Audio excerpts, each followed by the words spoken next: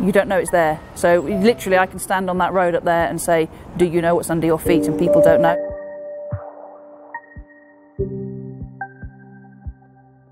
This subway was a pedestrian footway from the railway station into the Crystal Palace. The Crystal Palace was a rebuild of the Great Exhibition held in 1851 in Hyde Park. The original Crystal Palace building was a modular design, so it could be taken down, and it was moved here so that they could continue to make money from the exhibition. So they built a new high-level station about 10 years after the Crystal Palace opened on this site. The station was at the other end of this foot subway so that you could have a covered entrance. It's a series of arches which support the way to the roadway above.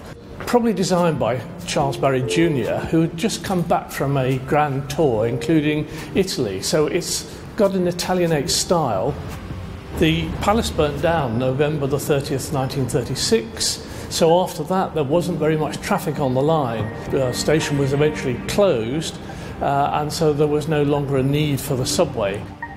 The Crystal Palace is an area that isn't really an area. Crystal Palace doesn't really exist. It gains its name because of the palace that was once there.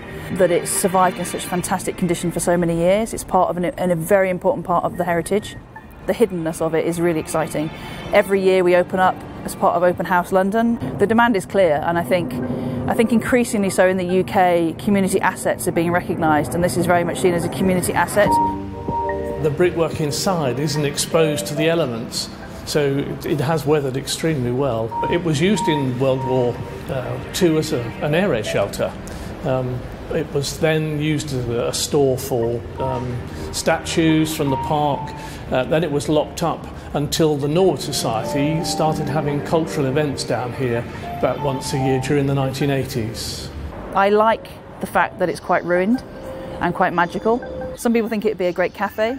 I plans for it to be a museum. Personally, I think it should maintain its integrity. It should be kept as beautiful as it is now, and people should be encouraged to use the space as it is. It's beautiful.